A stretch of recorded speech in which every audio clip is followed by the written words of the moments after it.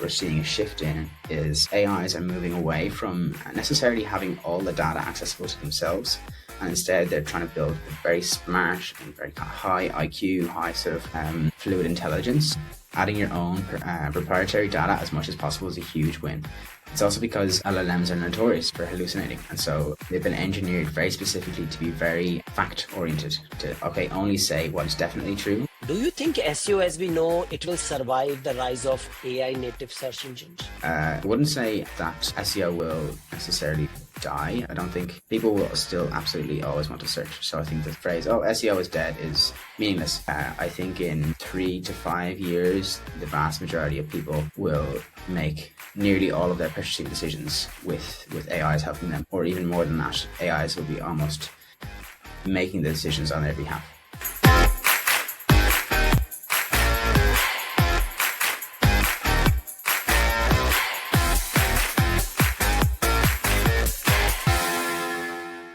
Welcome to the Agency Insider Show, where we explore the ideas shaping digital marketing and the future of search. I'm your host, Navneet Kaushal, and today I'm joined by Killian Dunne, entrepreneur, technologist, and founder of Telepathic, a platform working at the cutting edge of AI and search. Killian has been an active voice in how LLMs are changing discovery and brand visibility, and he brings a unique perspective as a European founder building in San Francisco. Yes, that is correct. Today, we'll talk about the future of SEO, the tech that powers LLM, and what it takes to innovate in the AI era. Killian, welcome to the show. Thanks, Navneet. Yeah, great to be on. Looking forward to chatting. Yeah. So let's talk a little bit about your journey and how did your path take you from Europe to founding in San Francisco? Yeah, so I'm from Ireland originally, and I love Ireland. I think it's great, but was pretty quick to move out of there as soon as I could. I studied in the UK for 4 years and also in Berkeley for a year. But I always wanted to be in basically in the Bay Area to build the best startup I could, to basically open up as many doors as possible. I think many people are like that in the sense that they understand this is where it happens. And so it was a natural decision for us. I moved over here about a year ago, kind of like coinciding that with a large angel round, and it was great. I think it opened up a bunch of doors, and even when you get the angel round in, then you can sort out visas from that as well. Right. So it's been very helpful. Yeah. So is your development team still back in Ireland, or is it now in San Francisco? Everything is here. Yeah, we're all based in person in San Francisco. Yeah. I think generally it's almost like a filter for who is the most ambitious and who is the most motivated to make something like this work, is those who are actually willing to come here and work. So all of our team are previous founders, and all of our team have relocated here to US. Yeah. Okay. Now, what sparked the idea of Telepathic, and what problems are you trying to solve? Yeah, so in a nutshell, we help you increase your visibility in AI search tools like ChatGPT and Perplexity. Our particular approach is to be much more end-to-end than other options. So instead of just being some rank trackers, giving you some graph and saying, hey, here is your visibility in some chart, what we do is actually help you increase your visibility by a suite of AI agents. So AI agents to help you with your Reddit visibility, with content writing and backlinking and lots more like that. Okay. I think later in the show, I will love to go through a demo of your website as well. Now, as a solo founder, what's been the hardest and most rewarding part of your journey so far? I've definitely had a lot of ups and downs. I think I've even prior to necessarily building this company, or even prior to this particular idea, I definitely had multiple co-founder breakups, and that can definitely feel like you're starting at zero. And so it really questions your motivation. You really have to have clear reasons why you're doing it, otherwise it's not worth it, because on most dimensions, and even maybe objectively, it doesn't seem like a rational decision to put so much effort into something that has such a low probability of working. But I think that's also it filters out those are really, really committed, and I think that makes for the best founders. Yeah. Okay. Now let's talk about the future of SEO and search. Now, do you think SEO, as we know, it will survive the rise of AI native search engines? Survive is an interesting word. I wouldn't say that SEO will necessarily like die. I don't think Right. people will still absolutely always want to search. So I think the sort of the phrase Right. "oh, SEO is dead" is relatively meaningless. However, I think it will change really, really significantly. I think in 3 to 5 years, the vast majority of people will make nearly all of their purchasing decisions with AIs helping them, or even more than that, AIs will be almost making the decisions on their behalf. And so Yes. I think that trend will absolutely accelerate. I think what's going to happen is the buying journey will be compressed much more. So what we used to see was kind of like most commonly was like a sort of sales-led go-to-market motion where companies would have like an initial call with a BDR and then with a account executive, and then there'd be a solutions engineer and so on, and be these long buying cycles. But what's happening over time is we're seeing kind of like a PLG motion, and then the next even iteration beyond that is basically compressing that research process into just a few conversations with an LLM to compare some options, get all the details you need in one big breakdown, and I think that trend will only continue and accelerate and reduce the friction of making a purchasing decision. Now, what's the role of a brand in a world where AI answers the question directly?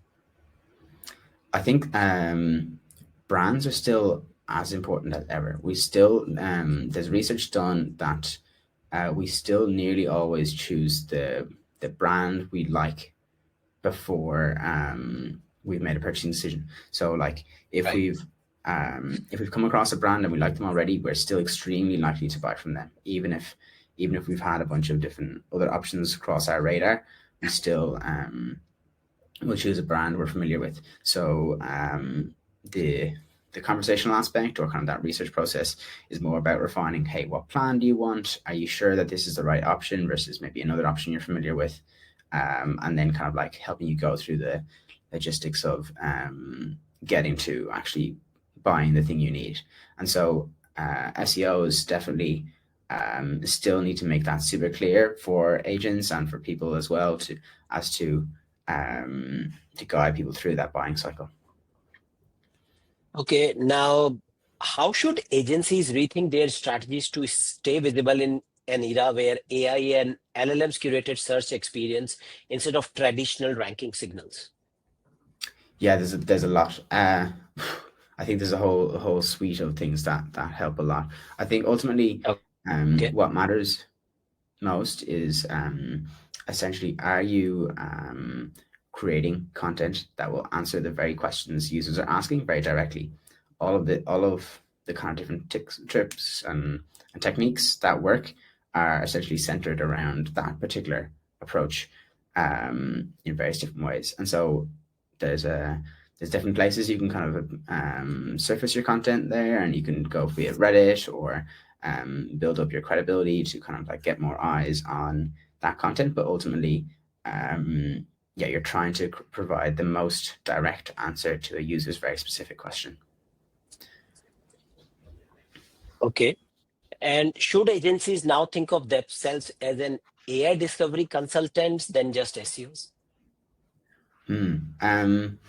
I think what's becoming more important than ever is like the kind of trust aspect. So basically, there's so much uncertainty in SEO at the moment that companies are more and more relying on a third party to provide them with advice and kind of like be a trusted source of best practices. And so I think agencies are will definitely really, really benefit from being really, really well educated and knowing all the techniques and so on, and becoming, yeah, this sort of advisor of sorts before even worrying about actually any changes to make. If you know your stuff inside out, you know where things are going, then I think that helps build trust, even if you're not necessarily actually doing too many operational things to start off with. Okay. Now, what has surprised you the most in working on the technical side of SEO with LLMs, or the SEO, bridging signals from machine to human? Yeah, there's a lot of interesting things. I think like in general, it's interesting as to how LLMs are choosing content and choosing what to show. Like more specifically, I think they're trying to add different flavors to their answers. Originally, what they started off by doing was they tried to build these AI agents that have loads and loads of knowledge. Like GPT-4 was known for this, where it was trained on this huge, huge data set. But more and more, what we're seeing a shift in is AIs are moving away from necessarily having all the data accessible to themselves, and instead they're trying to build the very smart and very kind of high IQ, high sort of fluid intelligence Okay. LLMs, and then use that to pair with a search engine to essentially access data more easily. So they don't necessarily need to have all the data in their initial training set. Instead, by pairing with something like Google or Bing, they'll fetch all the data they need, and then all you need is a very kind of high IQ LLM. So that's been interesting to see. I think that trend will also continue more. Okay, because my next question was exactly that for marketers who aren't technical. Can you explain how LLM decide what to surface? So one, they take data from the search engines, and then what do they decide? In a layman term, how would you explain though? Yeah. So like ultimately, at the core of things, LLMs are kind of like next word prediction model. The correct term is next token, but you can treat token and word almost interchangeably. Essentially, they're absorbing some prior context and trying to predict what will the next word be. They're just extremely, extremely good at predicting what the next word will be. And so that can cause them to ramble a bit. It can cause them to guess wrong. There'll be a degree of variability as to what words it chooses. But at the core of things, it's trying to understand what is the most natural next word to add in. This is from a bunch of different kind of techniques and so on. But ultimately, yeah, there's sort of like an initial training phase where they will essentially capture huge, huge, huge amounts of data and then use that to essentially kind of like become great at guessing what the next word will be. And then from there, there'll be sort of this like intermediate step where essentially they will use it like a tool call or kind of like convert an entire conversation into a small excerpt of, it's generally around like 5 to 10 keywords.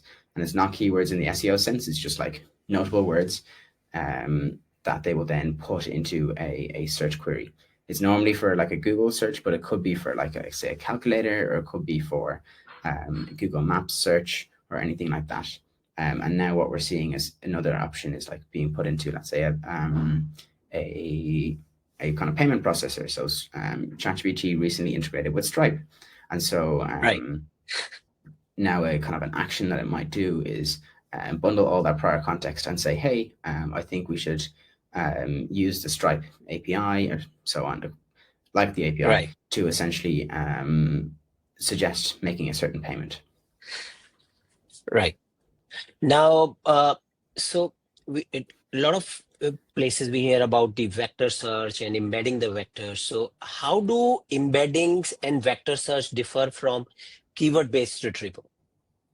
Yeah. So like maybe just as a brief kind of explanation as to what an embedding is. Basically, it's a way of turning a passage of text into a list of numbers, like a mathematical Okay. vector. Once you do this, like there's an extremely long list, extremely precise, but it's a way of representing meaning with a list of numbers. And so there are then ways of essentially comparing these lists of numbers really efficiently mathematically. It's called, the main one is cosine similarity, to essentially see what are the kind of like most effective ways of comparing meaning in passages. Once you see two Okay. passages of similar meaning, then it means that you can essentially find out what are the most kind of like relevant topics. So there's a lot of kind of useful techniques for understanding if one body of text has a similar meaning to another. So let's say for keyword searching, it's helpful to understand, okay, hey, how closely does this content line up with maybe this keyword search? and you can kind of investigate the meaning of a broader body of text with Okay. in comparison to, let's say, other bodies of text, or in comparison to a particular keyword that was searched. Okay, so it's just like a topical thing where you do a topical mapping in topical things, right? Yeah, a great way is to bundle content pieces into specific topics. Let's say you could have content by guides, or content by like best of, or it could be listicles, whatever you want, and it will help you kind of like compare content and compare meaning of content at really large scales. So let's say if I have to rank with this type of content, does it mean I need to create one large copy of content, or does it mean I need to create more pages or more copies? Yeah, I think uh, there's a balance. You want more, but with still a significant degree of originality. I think we're seeing trends of like programmatic SEO is starting to be replaced with kind of like LLM based, yet still high scale SEO. And so I think the best way to kind of like figure out how to when to, let's say, create new content versus when to sort of like rebundle existing is depending on your sort of content gaps, and we help you with that in terms of figuring out, okay, hey, where's there a gap in our content versus where is there an opportunity to create something new, depending on how much similar content you have already, and also depending on the broader kind of search landscape you're trying to optimize for. Yeah. Okay. Now, why does, I mean, a factual accuracy will come across these and entities also. So why does factual accuracy and entity clarity matters so much in this AI-driven world? Yeah, well, ultimately, they will only LLMs will only pair with a search engine if it's trying to find information that it doesn't have already. And so, if there's something that's widely known, then an LLM won't even kind of pair with Google to get more information about it. So, like that, the kind of the outcome of that is lots of top of funnel queries. Like, okay, hey, what is a CRM? Like, LLMs don't need uh, any kind of like tool calling for that, because it's seen the word CRM a million times. And so when you have data and when you have kind of unique information and facts, it likely hasn't come across this before. And so you get bonus points as well if this is your own proprietary data or it's not been widely shared. Then it will love to cite that because it'll love to reference things that it doesn't already know. And that will make your content really unique, and also kind of like kind of help you stand out and help your own brand stand out. So adding your own proprietary data as much as possible is a huge win. It's also because LLMs are notorious for hallucinating, and so Right. they've been engineered very specifically to be very fact oriented. To, okay, only say what is definitely true and not really give opinions unless really coerced into giving any opinions. So it will try and just say, hey, this is what I know, and if you can be the kind of foundational points of where does it know something, then that's a huge win. Okay, so you mentioned that for top of the funnel queries, it doesn't actually reference any search engines or any other source. So does it mean for a marketer, it doesn't make sense to create top of the funnel content, or it makes sense more to create middle of the funnel content? Yeah, it's a complicated answer, but it depends. But by and large, top of funnel content will use grounding or kind of like this rag step less often.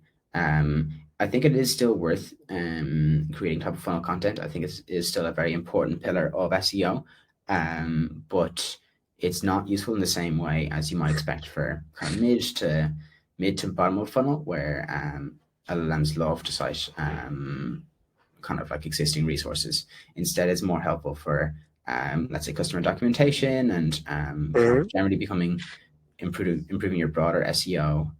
Let's say with traditional search, and also just helping kind of like increasing visibility across the whole buying journey for your customers. Okay. Okay. Now let's talk a little bit more about building in a San Francisco as a European founder. So what's been your experience moving from Europe into the San Francisco startup scene? Yeah, I mean it's very different. I think like European culture is the more time I spend here, the more time the more I realize how European culture differs from the US. I think like Mhm. European founders are much more kind of like moderate, and it's almost a skill or kind of a habit that you need to kind of ingrain in yourselves to speak really ambitiously, to speak like showing kind of like the dream. Americans in particular love that kind of American dream. They love the story. They love the big vision, whereas Europeans much prefer kind of like how things are now and comparing you based on your recent previous history. Um, and so, yeah, it's interesting. I think like there's broadly things in the US just happen at a larger scale. They move more quickly. The buildings are bigger, and the cars try to go faster, and everyone's just in more of a rush. Whereas in Europe, things are a lot more moderate and chill, and that manifests itself in kind of every sense. Um, and so I think it's a kind of a thing that Europeans must get used to essentially understand that they need to um, kind of add a bit of story to what they're doing, to stand out, to be unique, and to be really ambitious as well. But I guess that's the point of also being an SF, is that this is the place to be ambitious. It's where it's welcomed as opposed to frowned upon. Right. Now, do you think being a European founder gives you a unique perspective?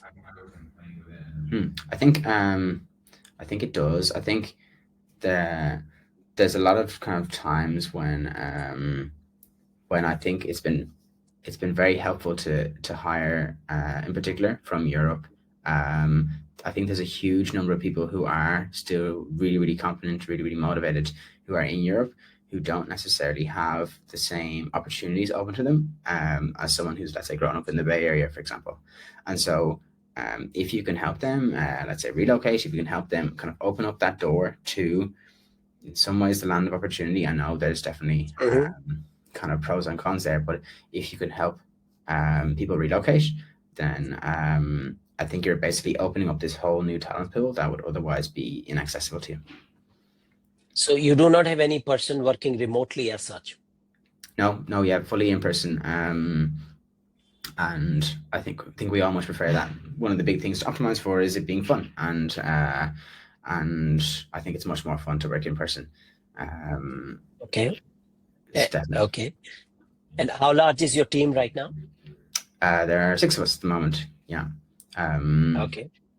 we're growing quickly though, so like we recently did a funding round and um, are seeing very good signs, and I think we'll be hiring more very soon. Okay. Now, how different is the fundraising and networking environment here compared to the Europe? Yeah, I think that there's definitely lots of differences. In particular, I think fundraising has even changed broadly in the last like few months or year. More specifically, Mhm. like it's become extremely hype based.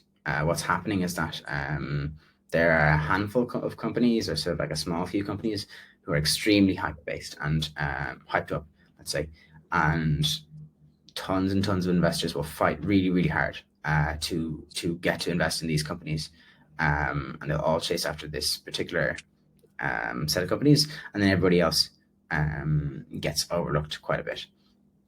And so the key is to be one of the hot companies, I guess. What's interesting now is that I think that was always the case, but it's becoming more and more the case, and this trend will probably continue. I think at the moment we're in a relatively hot market, but also there that may or may not continue. There's definitely a lot of economic turbulence, so it's both when there's a handful of people and investors who like you, often many more will come along and invest further in you. But then the risk there is that this might be only for a short time before things kind of stabilize a bit. So um, it's a crazy time.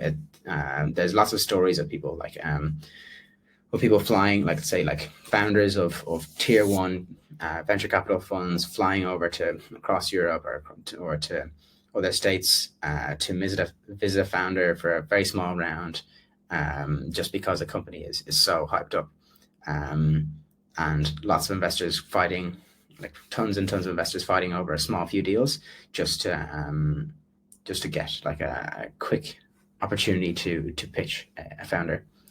So it's very interesting. Now, what advice would you give to someone considering making that leap into the startup and right? Becoming a founder, I would definitely say, And, and looking for investments and moving to San Francisco. yeah. You can reach out to me. I can answer any questions more specifically. But I think it's not for most people. I'd say it's almost not for anyone. It's really really tough. I think like most people think it seems great. It seems very glamorous, but I think the amount of stress you have to go through to just kind of like be in the game is ridiculous, really.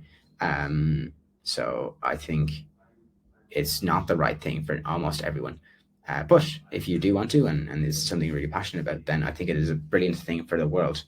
I think the world needs more entrepreneurship and needs more people accelerating technology. And so, what are the kind of the key takeaways? I think one is around you can found companies from other countries, but it's much easier in San Francisco. You have access to better talent. I think what I kind of say is like, let's say if you're comparing the US versus the UK, like you just get kind of double all the numbers. Like if you want to raise money in the UK or in the US, you probably raise double that in the US versus you will in the UK. Or if you want a customer, double that. If you want to hire someone though, it'll also be double the cost. So you're by default working on a bigger scale. I think another thing is like. Okay. No, go on. Yeah, please go on. Oh, you were saying another thing is like. Yeah, is that in general it's much faster moving than you expect. I think like the currency is speed, and from my experience working in the UK, they kind of operate on sort of weeks and months, and in the US they kind of operate on like it must be now, and so there's you must be kind of willing to have a very scrappy environment, very kind of like sort of unapologetic, and sort of like there's very little. There is some strategy, but there's much less. There's much less short-term strategizing. Instead, it's just like we see an opportunity, we must capitalize on it immediately. So speed is definitely of the essence in every different facet you can think of. Okay. So being in the US, what was difficult? Raising fund or finding a good team? Probably fundraising is a bit more difficult, but finding a good team is probably more, it's also extremely important. I think like finding a good team is more of a focus now because we're hiring and so on. It's definitely top of mind, and I think we get told it a lot, and it's a bit cliche, but finding the best people is the hardest thing, but also the most important thing. So I think in general, most companies don't spend enough time looking for people. More specifically, they just they hope that people will kind of come to them, or hopefully they hope they use kind of like generic channels, and kind of great candidates will just pass them by. When for really good candidates, you have to actively hunt them out. You have to actively go to places where amazing people hang out, but less suitable people don't. And so you need to do things that others won't to find candidates that others won't. Okay. Now let's talk about the telepathy in the AI future. So can you walk us through what Telepathic does and where it's headed, and maybe then share some of the working of your software? Yeah, for sure. Yeah. So I can even just kind of You can get up. share the screen. Yeah, just a Yeah. moment. Yes.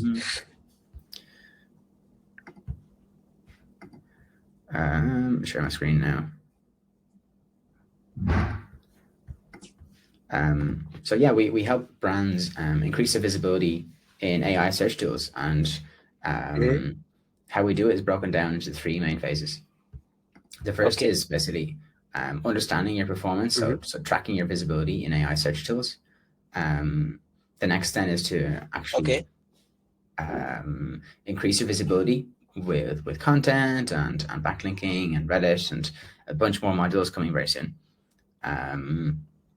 And then it's to see the actual impact of your work. So seeing how your performance progresses over time and how you can actually tie it to business metrics.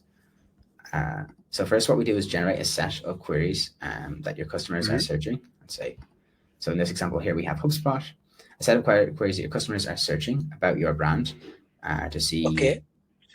when you get mentioned and when you get mentioned first, and so on. And how does these estimated searches comes from? Yeah, so what we do is we map your kind of like prompts here to a set of relevant Mhm. keywords, and we know the volume for Mhm. those, as well as understand Okay. the visibility of the various different AI search tools, and kind of Mhm. like triangulate using a couple other methods as well to make an Okay. estimate as to how often a given query is searched in AI search tools. Yeah. Okay. So what happens when somebody clicks add prompt? Does it suggest its own prompt or we have to add our own? Yeah, so by default, we'll set you up with a bunch of prompts that are relevant for your brand. Like, so we've got an AI Okay. research agent, and that will automatically create prompts for you that are relevant for you. But you can So add it's more like to a it. scan our website and then do that, right? Exactly, yeah. So by default, yeah, you can add more here. And also, even if Mhm. you have something like SEMrush or Ahrefs, you can import your keyword dataset, and then we will convert those to a relevant set of prompts as well. If you want Okay. to track Okay. And what more does the too. discover option does? Yeah, Discover here is basically a way of seeing what prompts are you kind of like missing, where are there kind of gaps in your broader prompt set. We specifically here look for prompts that have a high volume, and then also that are kind of in the Goldilocks zone of intent level. The sort of mid to high intent queries are the ones where you have the most influence of AI search tools. So that's a big focus area for these ones. Okay. So does this prompt gets updated regularly or how does this work? The prompt gaps. Yeah. So you can kind of run that as much as you want. You can accept or decline these, and then we'll load more for you as well. Okay. And so you can kind of keep kind of expanding and keep finding more and Okay. more gaps until you've got great coverage. Yeah. Okay. Okay. So once the prompts are there, then it will query which all LLMs. Yeah, exactly. So I could look at like Right. best CRM tools for small businesses. Mm-hmm. Then jumping in here, and so what we do then is give you a breakdown as to how you compare versus alternatives. So let's say HubSpot versus Okay. Zoho, Freshworks, and so on. And you can see then, Okay. Right. And what does these MR and MF?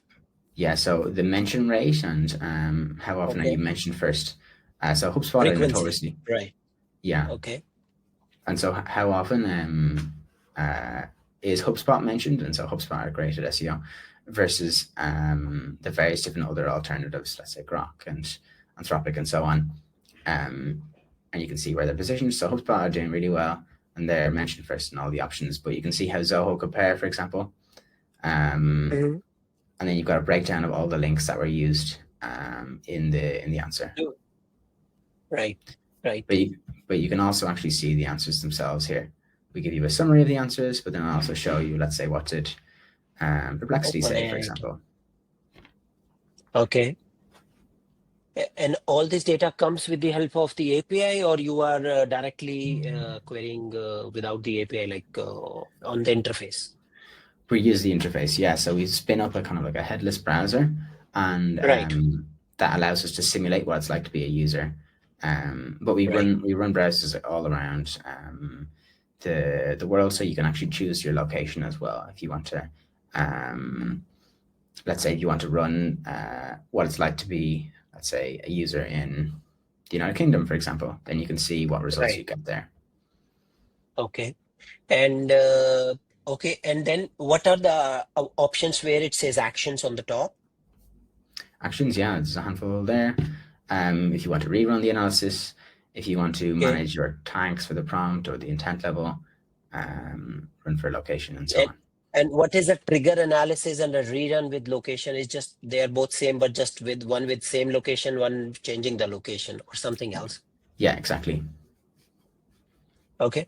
Yeah, And once I have found these, then the next step I'm sure is to create content from prompt. exactly. Yeah. So in particular, kind of the question we often get asked is kind of like, okay, what do I do if I'm not getting found for a particular query? Let's say there's a gap Yes. and my visibility is poor. So then Mm-hmm. what we do is we integrate with your CMS.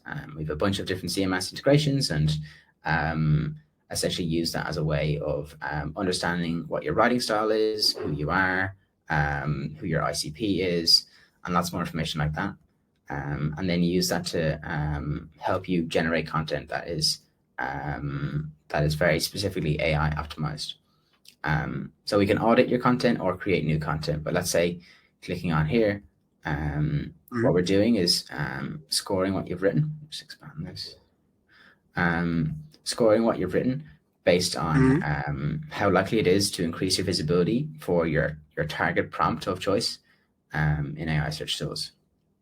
So I'll take a step back here. How we were doing in SEO is when you come across a keyword or a content, or let's say in this case a prompt, what normally SEO person will do is go into the top 10, see what kind of results are coming, how much word count they have, and build a content around it. So does this work on a similar principle where Yeah, you exactly. query what is already in those top 10 results?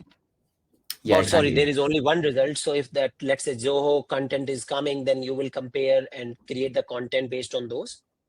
Yeah, yeah. So you can target very specific prompts you want to focus on. Okay. Let's say like competitors in SEO and AI and so on, and then you can generate a title for that. Let's say competitor comparisons. That would be probably something like this. You can then paste in any research or any kind of URLs you have of any related content or any kind of Mm-hmm. reference materials, and Mm-hmm. this is then a way of finding out what's most relevant for your brand and essentially generating then a content piece where we generate a brief for you and then also a first draft as well. That's AI optimized fully. Now, does this content also rank well in search engines, or is it just meant for AI? The primary goal is for AI search, but it will also help with traditional search by and large.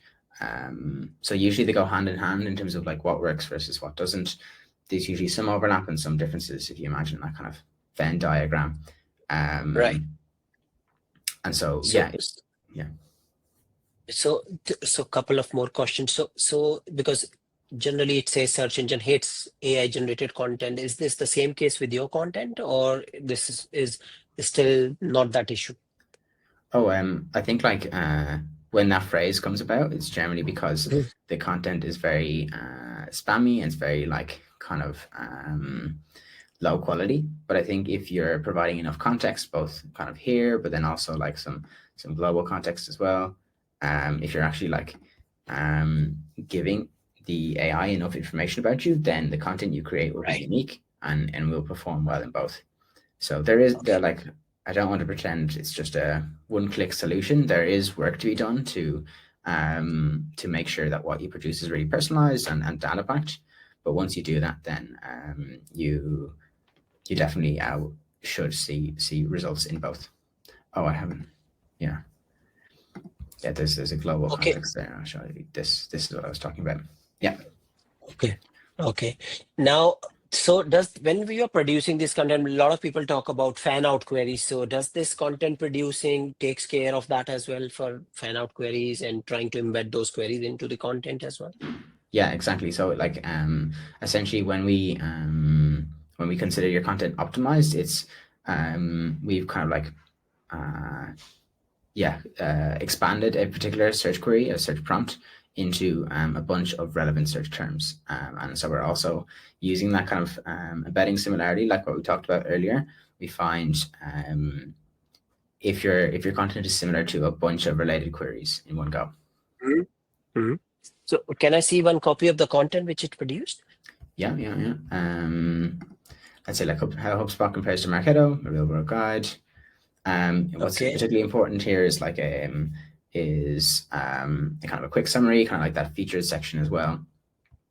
Then you can go through the story and kind of like a breakdown as to the different kind of content pieces So that are created. So quick summary is basically because now people say you should answer your question in the first few sentences because and correct me if I'm wrong, because people say that AI is not scrolling all the content, just take the context from the first few lines. Is that true? And that is why this is done? I think it's both. It's like AI. AI will look at a handful of different sources. It will also look at your meta description, depending on Right. if you're using it's being crawled or not, or depending on whether it's in real time. But having your kind of like spoilers in your meta description is helpful, and then also having it at the top, kind of a featured section, is also helpful. It's not necessarily that it doesn't ever scroll. They sometimes do scroll. It's more like there is a cutoff as to how long your content will be before it doesn't bother with Right. the remainder. I think most content is within that limit anyway, so there's nothing to be worried about there, unless your content is really, really long. And does it create FAQs as well? Yeah, in particular, actually, one thing we do as well is, which Mhm. is quite helpful, is we also show you those people also asked questions. Let's say for the search results in your kind of research phase, so you can see how often does your brand get mentioned. But then the second part of that is seeing kind of like what's the next question in the conversation. What are those follow up questions? And these are really helpful for generating FAQs and coming up with new content ideas as well. So follow-up questions in OpenAI, how does that gets generated? I mean, because OpenAI doesn't give that data out. Of course, Google does. So how does that logic work? Yeah. So basically, what we've done is built a model. So actually built 7 models because we have 7 options here that are specifically trained on a huge number of questions and conversations that customers are asking, and it's optimized to understand what will be likely as the next thing a customer will ask in a similar context. So it's essentially like an AI prediction model that is specific to each different LLM. Okay. So let's say when this content is produced, then we move to the next set, which is links, which actually is a part where I think LLMs works differently than the SEO. Yeah, definitely lots of differences. Yeah, so for links here, we've kind of got 2 parts to it. The first is just Okay. kind of collating all the different sources that are popular Mhm. for the prompt set that you are tracking. So what links So have been cited this is most? a collection of all. This is a collection of all the sources which are coming for all the prompts. So let's say if there are 10 prompts and each prompt gets 5 resources, this is like 50 of those, right? Yeah, exactly. Okay. Um, and so it's broken down into like which are owned versus earned. So like these are your links versus let's say third party links versus social links versus your competitors. Um, Mhm. and I guess Zapier are very good at SEO as well, and so they've got a bunch of heavily cited links. But these are basically like the foundations for understanding how to build really strong backlinks that are going to help you with your AI search queries. So we use this Okay. And content here. Mhm. Okay. Yeah, we use this content here to help you essentially find opportunities for backlinks. Um, so you can dig into more details here, but basically what we've done is grouped it by a bunch of different areas in terms of, let's say, have you been mentioned in a link, but you haven't, have you been mentioned in a result, but you haven't necessarily received a citation yet for that particular kind of that particular Result, result. right. Yeah. Right. Or has a competitor been cited, but not you? Or is it broadly relevant to what you're talking about, but not for yourself? And so let's say you could look in here, like Mhm. bridge ref, and then here what we're doing is Okay. taking this opportunity and scoring it based on how likely it is to be a high potential backlink. So in this case, the brand here has been mentioned, but there hasn't been a link. And we're scoring this opportunity based on the domain authority and as well as like the domain rating, recency, and lots more. And then also generating a draft email for you to reach out to that person. Okay. So that is what is interesting. So I mean, except just sending the mail, it does everything else. Exactly. Yeah, yeah. And soon we will be sending it on your behalf as well. We've got a G Suite integration coming very soon. Okay. Okay. And then the next section is the socials. Yeah, we're doing a full tour. So I'm just intrigued to see it. So yes. yeah, yeah. And so our approach here is to essentially help you know when, where, and what to post on socials to increase your visibility in AI. And so the main one we're focusing on at the moment is Reddit, but we've got some others coming soon as well. Um, and So my question was, when it goes to Reddit, does it help generate the answers as well, or just gives you the send post where somebody needs to post on it on their own?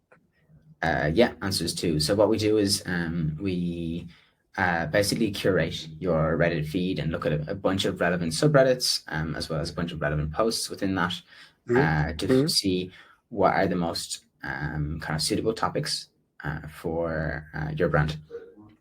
From there, then we essentially like kind of analyze each opportunity and score based on how kind of like how urgently you must actually engage with that opportunity. Mm-hmm. Some topics are really hot and it's great to kind of get in early and also very relevant, and some not so much. And so we give you that, and then also you can have that all sent to you via like a Slack feed or via an email feed at a kind of a frequency of your choice. So it could be 5 times a day or once a week or whatever you'd like. But then once we have found those relevant posts, let's say, then what we do is generate a reply for you that is following Reddit best practices. So often people talk about, okay, hey, I want to engage in Reddit, but there's a risk of Getting banned. me sounding too promotional and so on. Right. And so we'll just some of the posts and so on will be kind of like we'll mention you and say, hey, this is what we do. Disclaimer: I work for this company and so on. And some will just be kind of like a natural way of engaging without necessarily sounding spammy. Okay, and these prompts, these Reddit threads gets updated on a daily basis, weekly basis, or how does it work? It runs super often. I think it runs up to like every 30 minutes to check if there's anything recent. Okay. But then if you kind of like have saturated all the opportunities that we've suggested for you, then you can also search for more as well. All right, all right. I think that's good. And when it comes to the reporting, these are automated reportings, or how does those things work? Yeah, so we're on the final one here. So essentially, what we do is then help you see your progress over time, helping you see, Okay. let's say, how you're doing versus your competitors, and then also how often do you get cited for each different type of query. And then you can see that in more depth on the traffic tab here, where we actually tie it to your business metrics. So we integrate with GA4 and also Google Tag Manager and use that as a way of essentially seeing, let's say, what is your traffic distribution? And then it's all broken down by the various different AI providers. So this is how you kind of like show the impact of the work you're doing to your CMO or your C-suite or whoever it is. All right, all right. I think the one thing I would say is it's different than the most of the solutions in the market, which we see every day. So that definitely is there. So are there any new features you are planning to add soon? Lots, yeah. So ultimately, we're building a suite of AI agents to help you with all things SEO. I think the biggest one we're focusing on very soon is this kind of AI recommendation agent, essentially helping you understand what is your top priority and what is less important, and giving that to you in a really simple, clean manner to help you understand what actions to take next. Okay. Okay. So thank you for a very detailed overview of your software. I really liked it, and I hope our listeners and viewers will as well. Now, this is my final part of the show. So it is the rapid fire, which I will ask you a bunch of questions, and please answer whatever comes first in your mind. Sounds good. What is the biggest misconception about AI?